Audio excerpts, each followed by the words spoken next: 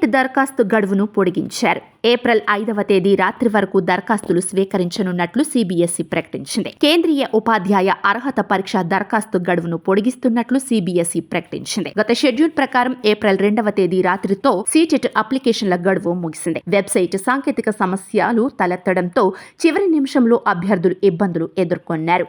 అభ్యర్థుల విజ్ఞప్తి మేరకు సీటెట్ దరఖాస్తు గడువును ఏప్రిల్ 5వ తేదీ రాత్రి 11:59 వరకు పెంచింది. ఈలోపు అభ్యర్థులు అప్లై చేసుకోవాలని సిబిఎస్ఈ సూచించింది. అభ్యర్థులు సీటెట్ వెబ్సైట్ ctet.nic.in లో దరఖాస్తు చేసుకోవచ్చు. సీటెట్ను జూలై 7న దేశవ్యాప్తంగా 136 నగరాల్లో నిర్వహిస్తారు. సిబిఎస్ఈ 19వ ఎడిషన్ సీటెట్ పరీక్షను జూలై 7, 2024న నిర్వహిస్తారు. దేశవ్యాప్తంగా 136 నగరాల్లో 20 భాషల్లో సీటెట్ నిర్వహిస్తారు.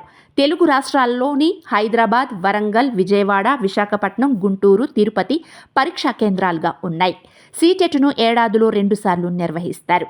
సీటెట్ రిజిస్ట్రేషన్ కోసం జనరల్, ఓబీసీ అభ్యర్థులు ఒక పేపర్కు ₹1000, 2 పేపర్లకు 1200 రుసుము చెల్లించాలి.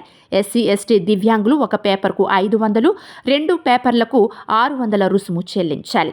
సీటెట్ స్కోరును కేంద్ర ప్రభుత్వ పరిధిలోని పాఠశాలలకు జరిగి ఉపాధ్యాయ నియామకాల్లో పరిగణలోకి తీసుకుంటారు. సీటెట్ స్కోర్కు లైఫ్ లాంగ్ వ్యాలిడిటీ ఉంటుంది. సీటెట్ను 2 పేపర్లలో నిర్వహిస్తారు. 1 నుంచి 5వ తరగతులకు బోధించాలనుకునేవారు పేపర్ 1, 6 నుంచి 9వ తరగతుల వరకు బోధించాలనుకునే అభ్యర్థులు పేపర్ 2ను రాయవచ్చు.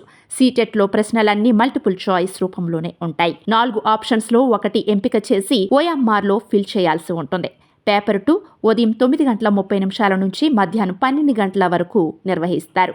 పేపర్ 1 పరీక్షను మధ్యాహ్నం 2 గంటల నుంచి సాయంత్రం 4:30 వరకు నిర్వహిస్తారు.